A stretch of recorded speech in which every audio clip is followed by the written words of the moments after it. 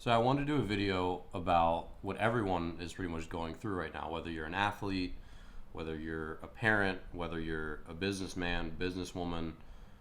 Everyone's going through a very similar bit of uncertainty, which is, will I still have a job after this? How will I make ends meet? Will I have enough money to pay my bills? Will my business survive? How will I stay in shape as an athlete? Will my team ever resume? Is my college career over? Will I get drafted still? There's a lot of limbo for everyone. So I want to share a quick story, and if you are one of these people who's in limbo, I highly recommend you sticking around because I've been through a bunch of these moments and I think I can help. So if you don't know me, I had Tommy John twice in my career as a pitcher. And with my second one, I made it known to everyone in my baseball academy, everyone in my life, everyone on social media that I was coming back, that I was going to resume my baseball career, successfully beat a second Tommy John surgery, and make this triumphant comeback. And when you make your intentions known to the world, it helps you reach those goals because you feel that you have this audience, this pressure, these people rooting you on. You don't want to let them down. But then reality comes calling in the future when you actually have to put in the work and you actually have to have all these stars align, and hopefully that goal comes to fruition. So I trained hard for a year and a half.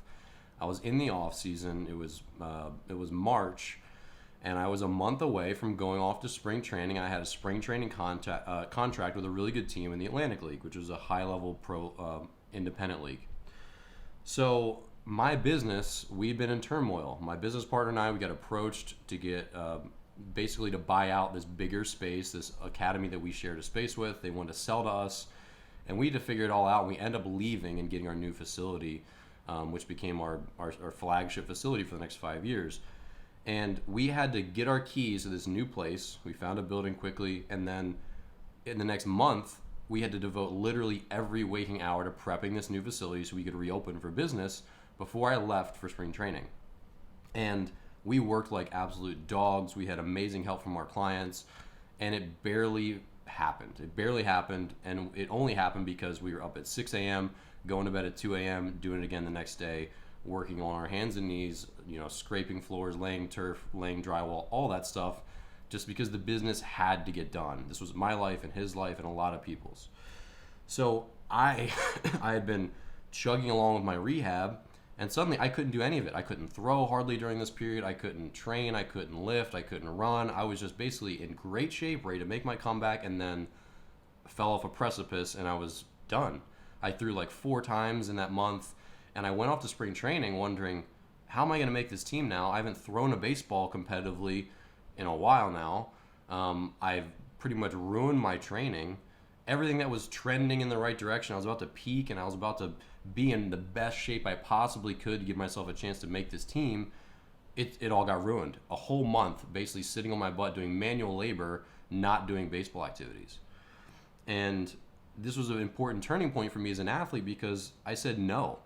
I just flatly refused for that to be my fate. I said, look, you're 28 years old. You've been pitching a ball since you were 7. No, a month is not going to change 21 years of work. You didn't forget how to pitch, did you? And I was like, no. You didn't forget how to throw a curveball. You didn't forget how to throw a changeup. You didn't go from 94 miles per hour to 84 in 3.5, 4 weeks, did you? I was like, probably not. No. I'm like, so you show up there and you do what you know how to do. Your body will figure it out. You let your adrenaline take over and you make that team. So that's what I did. I showed up to spring training. I was in great shape. I did my absolute best. And then you know what happened? I got cut.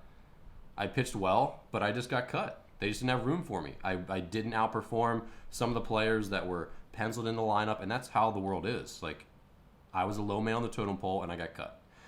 So after all this lead up and all this conquering my own doubts, this month of like, how am I going to overcome this? And I did. I showed up and I threw great. I threw hard. Like, everything was there mentally that I told myself it would be. That month off didn't affect me.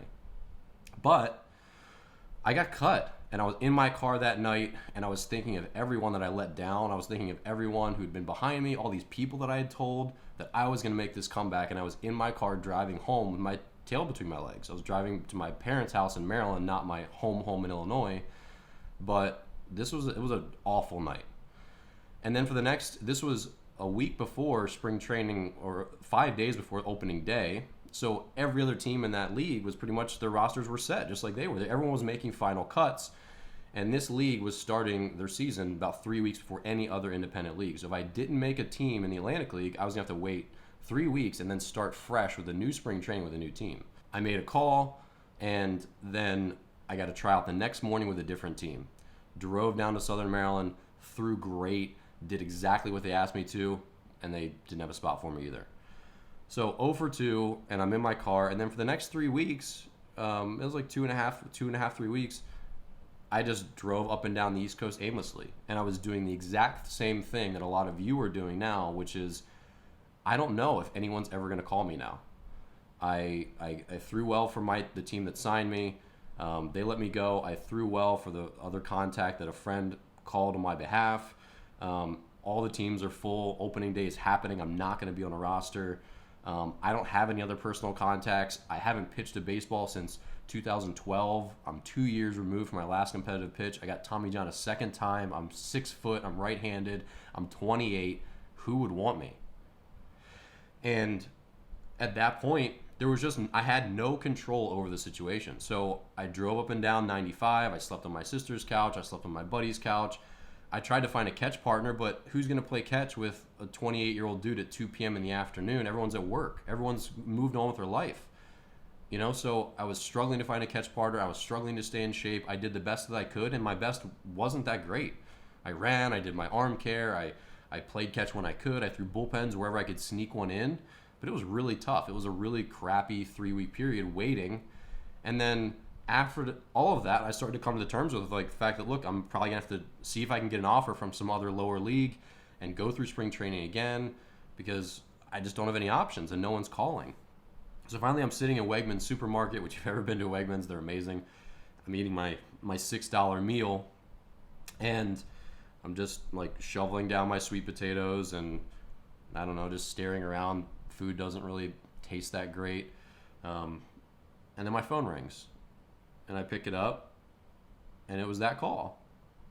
And on the other end was a guy that someone else had made a call for as another manager in that same league, and they'd had a bad first 2 weeks of the season in the Atlantic League. And he said, "Hey, Dan, we let a couple guys go. Are you still in the area?" And it was over. That period of limbo and that month when I couldn't work out, when I was trying to peak and make this team. And then after I got cut, I had to do the same thing again, just driving around, trying to stay in shape, not knowing how things would go. And I had no power to control the situation at that point. I was waiting for someone else to give me a call and give me a contract, because there just was no other avenue at that point. So my advice to you, if you're feeling stressed about this, is you just have to try to find a way to convince yourself and understand that life's going to work out the way it's going to work out. There is no third choice. It's, I'm going to be okay or I'm not. And even when I'm not, I'm going to find a way to be okay. But whether my business collapses, it's either going to collapse or it's not. I'm either going to make this team when I come back or I'm not. I'm either going to get drafted and it's going to be great or I'm not. There's not going to be an in-between, and the in-between is worrying about the result, the outcome that you don't really have control over.